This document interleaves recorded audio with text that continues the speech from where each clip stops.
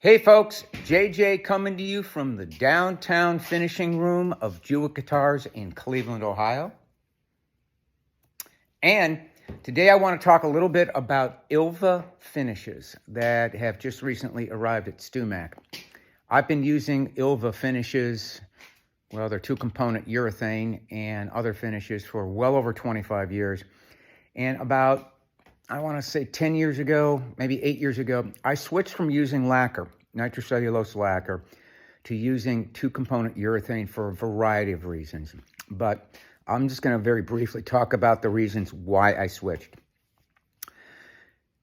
Every now and then, I would get a guitar that I'd finished with lacquer that would develop these cracks along the bridge or around the neck or something like that. Basically, nobody was able to figure this out. They would blame maybe the sealer or blame improper application, too thick, wrong temperature, something like that. The other issue I would have would be that during the assembly of the guitar, after it was finished and buffed, if you put tape on it, a fairly fresh lacquer finish, it would leave a mark. Also, the vacuum jig that I was using to glue the bridge down would also leave a black ring around the lacquer. The other thing, too, is that typically you're going to have to wait at least 2 weeks, if not as long as 6, for lacquer to cure hard enough for it to level sand and buff out properly. And in a small shop like mine, where I'm doing a lot of other things besides maybe just, like finishing guitars, like building them, that creates a bit of a bottleneck. So I switched over to using two-component Ilva urethane finishes. And let me switch the camera around and I'll show you the products that I use, the way that I apply them, and also a guitar that I just finished with it. So hang on. These days, this is my finishing system. I use Silvertip epoxy made by Systems 3, which is also sold by StewMac these days. I use that for the grain filler, and I usually apply 1, if not 2 coats of this product to fill the grain, and it also has a secondary benefit of stabilizing woods that are highly figured. As woodworkers, we always like to use really highly figured woods, such as quilted sapele, quilted maple, the tree mahogany, stuff like that. All these woods will benefit from a sealer coat of epoxy to help kind of stabilize the wood. And also it does have the secondary benefit, as I said, of helping to fill the grain. After that's dried overnight, I sand it back to 320, and then I start applying the clear urethane. Now, Ilva urethane is sold as a 2-part system consisting of a resin and a hardener. These are mixed by weight or by volume, if you want to do that, in an easy 1-to-1 ratio. So it's 1 part resin, 1 part hardener. To that, you add about 20% of the thinner. And in hot and humid weather, you definitely want to use the slow thinner, which I don't have the can out here, but it's TZ4223, I believe. These products are applied with a spray gun. You can use just about any type of spray gun you want. You can use an inexpensive StewMac spray gun. You might have to thin it a little bit more than it says, maybe 30% or something like that, because that has a fairly small nozzle on it. But I use a fairly inexpensive gun that's sold through my company called Qual Spray. It's sold through Homestead Finishing Products. But you can use just about any spray gun that you want. This is a very expensive gun. It's an Awada. I used that last time for applying the clear coats. And quite frankly, if you know what you're doing and apply the product correctly, you don't need to buy a $700 gun. So let me walk over here and show you what we just finished using this system. This is a Grand Concert 12 fret for a client. And this is Bastogne walnut.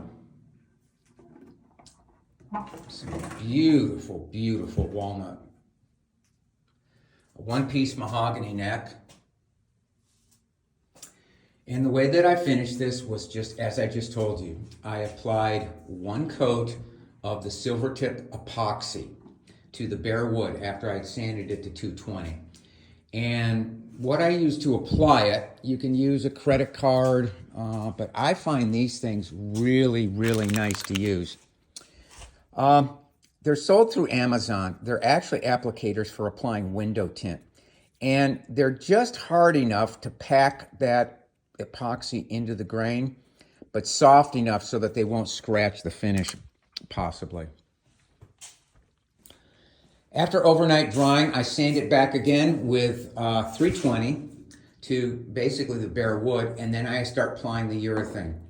In this case, I applied 4 coats about an hour apart. It was a really nice day. It was not humid, so I felt I could go with 4 coats, pushing it a little bit. 3 coats typically is as many as you want to apply. But 3 to 4 coats, and that was my base or build coat. And what I mean by that is those are coats that are then sanded back completely flat with 320 grit sandpaper the next day. And then yesterday I applied 3 coats of the final urethane. And this is definitely dry enough to the touch. And I could actually, if I really wanted to, I could probably start sanding this and buffing it, but I'll wait about a week. It makes it just a little bit better in my view. You can, if you want, level sand it and buff it the next day. If, for an example, you had a problem with the back, the guitar was due very quickly, you could sand it and buff it the next day, and it usually comes out fine. But I find that waiting a little bit just does help. So basically, I'll wait about a week before I start sanding this. Now, what I will do on the neck is I'll remove that tape today. I want to get that tape off the fretboard before it gets really, really hard, because then that eliminates or alleviates or minimizes rather the chance of pulling out little chips of finish along the fretboard top. So I'll do that in a sec. And I'm going to walk over here and show you the abrasives that I use. They're made by Eagle abrasives, which are also sold by StewMac. And the nice thing about this whole system is that you don't have to wet sand. I basically just use the Super SLX and the Super Bufflex sheets. And I'll do it by hand. You can do it with a pneumatic sander if you want. I would suggest you do it by hand first to get a feel for it. But I start with 800 grit to level sand it, and then I move up through the grits of 1,000, 1,200, 1,500, which is missing. Then I'll go to the Bufflex, which is 2,000, 2,500, and then there's a third one, which is 3,000. After I'm through sanding it up to P3000, I'll then go over to my buffer and start buffing it. And basically, you can just start with the medium wheel and then go to the fine wheel. And I have my fine wheel on my workhorse buffer, which is the StewMac buffer. And if you want, you can also go to the extra fine. Now, one break-in tradition I do use, I grew up with the Menzerna, which are different compounds than what StewMac sells, but the StewMac compounds work just fine. So that's basically it. You can basically do a complete finish now in about, I want to say, a little over a week, as opposed to 6 weeks, which is what it took with lacquer. So I hope I helped you out if you're new to maybe taking the plunge into using a high-tech urethane finish. But as I mentioned, it's really no different than applying lacquer. It just requires a little bit of more careful mixing, and you also do have to make sure that you clean the spray gun properly. I have a separate YouTube thing on how to clean a spray gun after using the 2-component urethanes. So Over and out from Jewitt Guitars in Cleveland, Ohio.